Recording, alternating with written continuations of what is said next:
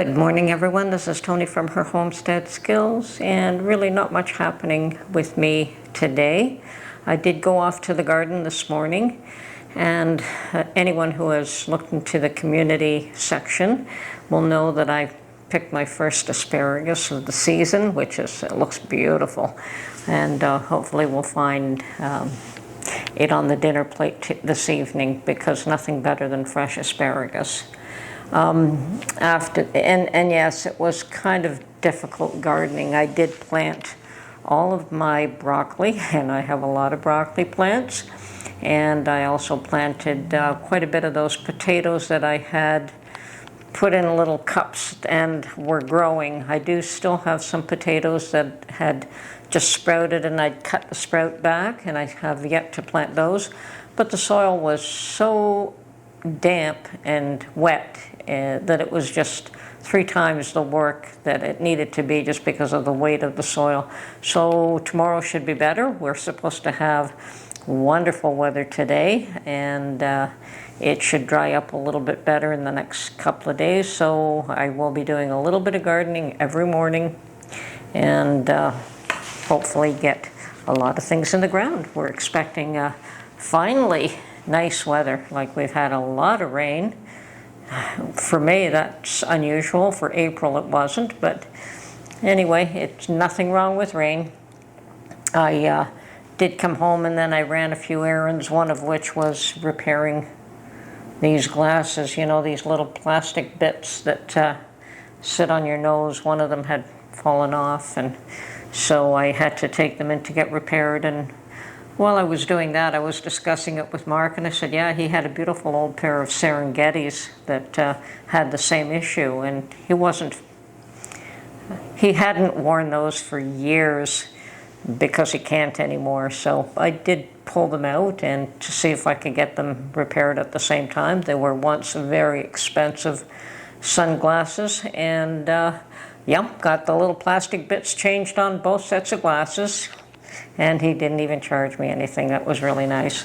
But the fellow did remember me from buying these glasses, because I bought 2 sets of them, not just one. One for distance and one for reading. And I think the next time around I will look at the ones that you can get all in one, although I hear that they are difficult to adjust to. I used to have perfect vision, and not anymore. But it could be worse. Things could always be worse. Okay, and with the asparagus just coming out, so will the strawberries. They won't be long now, and the rhubarb also won't be long.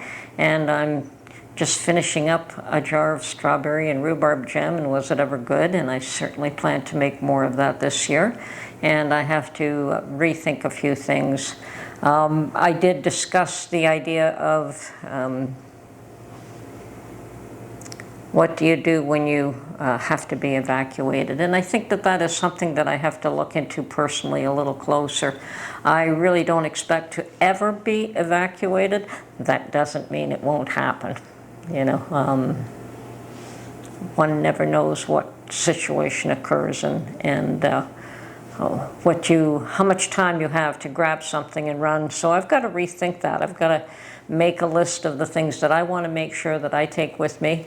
And doing that over time, you don't forget the important things to you. Trying to do it the last minute, you forget everything. And of course, in the panic of the situation, who knows what you grab, if anything, and just run out the door. So I do want to put together a list, and I'm going to, you know, even things like blankets and certain things that I want to keep in the car at all times, like water, blankets, and maybe a heavy coat. We do have cold weather here. So if you have to be evacuated during a cold spell for whatever reason, an ice storm, you know, you want to be able to have warm clothing as well. So at this point in time, my trunk is full of gardening things, like a bale of straw, and I have shovels, and I have boots, and I have all kinds of things that pertain to the gardening, but within a week or so I should be able to remove all of that from the car. And just have a little bag with a few things like gloves and cutters and things of that nature. Hopefully I'll have everything else out of the car. And at that point I will pack a little bag that just stays there and have a case of bottled water with me at all times. There's no reason why you can't just leave that in the trunk of the car and have it there ready whenever you need it. So I do have to rethink that personally. And I would like some of it just to be there that, you know, probably I would not leave food in my car, but I certainly will leave water and warm clothing, and then have a quick grab bag and possibly something that also takes a few minutes to pack up. Things like my laptop, if I could bring that with me, and camera equipment, if I could bring that with me. But if you can't, you know, that's always secondary. But there are things that are definitely more important to take with you, and those should be packed in such a way that they're ready to go out the door. Okay, so that's step number one. I think that a lot of us need to rethink our, they call it a bug out bag. I call it a grab and go bag. It doesn't really matter what name it has, but you want to be able to make sure that you have everything that you need in one spot. Now, somebody also mentioned that with your documents, you could actually take photos with your cell phone of all your documents that you need, so at least you have them in your phone. And that works if you don't forget your phone. And most of us, yeah, the phone is attached to our hip in one way or another, or it's always close by. But once again, people have been known to forget their phones in cases of emergencies. You know, you get your keys and you run. So, yes, definitely documenting it by taking pictures of your phone works. I remember that one time when my daughter was here, we sat down. I told her that I had all kinds of documents from ancestors, and that I would like to be able to pass it on to her. And she sat with me and she just took pictures of every single one of them, just in case there was no other means of being able to do that. And I wanted her to be able to share it with her siblings. Whether or not they care today, you know, they just might not be at the point where that really is relevant to them, but sometime down the road it may be. And just the thought that, yes, well, your grandfather or your great-grandfather did this, or was this, or this was his name, or this is where he lived, or this is when they migrated to this part of the world, and that sort of thing. So sometimes that is something that down the road children may want to be more cognizant of the fact that these things occurred and when they occurred. So yes, she did take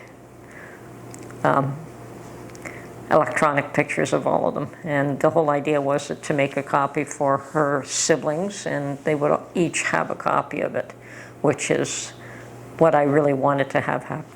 Okay, canning season is fast approaching as well. Along with gardening season, it's also canning season, and I am, in my particular case, I'm more than good for jars. I have never been able to fill up all the jars I have, so I did try that this year, but have not accomplished that. So I know that I have, through rotation from what I use and what I have in stock, I have enough jars. Now, the last 2-3 years, I have purchased a ton of jars. I mean, there was one time where I picked up, I don't know, 10, 12 dozen all at once, 10, 12 cases at once, and then I've picked up any number of cases from the thrift shop.